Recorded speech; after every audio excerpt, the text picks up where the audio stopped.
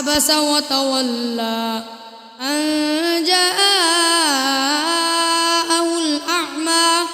وما يدريك لعله يزكى أو يذكر فتنفعه الذكرى أما من استغنى فأنت له تصدى وما عليك ألا يزكى وأما من جاءك يسعى وهو يخشى فأنت عنه تلهى كلا إنها تذكرة فمن شاء ذكره في صحف مكرمة مرفوعة مطهرة بأيدي سفرة كرام بررة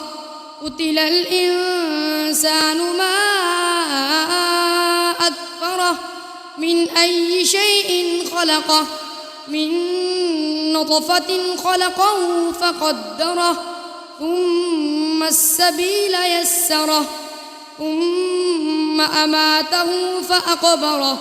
ثم إذا شاء أنشره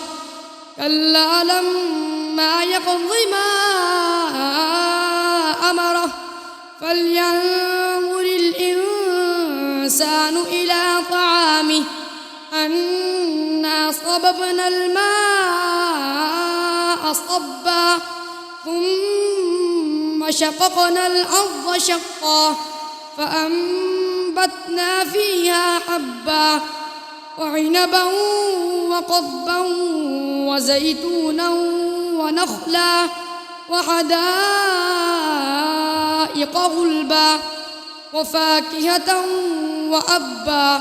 متاعا لكم ولأنعامكم فإذا جاءت الصاخة يوم يفر المرء من أخيه وأمه وأبيه وصاحبته وبنيه لكل امرئ منهم يومئذ شأن يغنيه وجوه يومئذ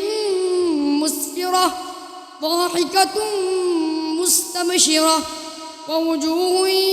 يومئذ عليها غبرة ترهقها قترة أولئك هم الكفرة الفجرة.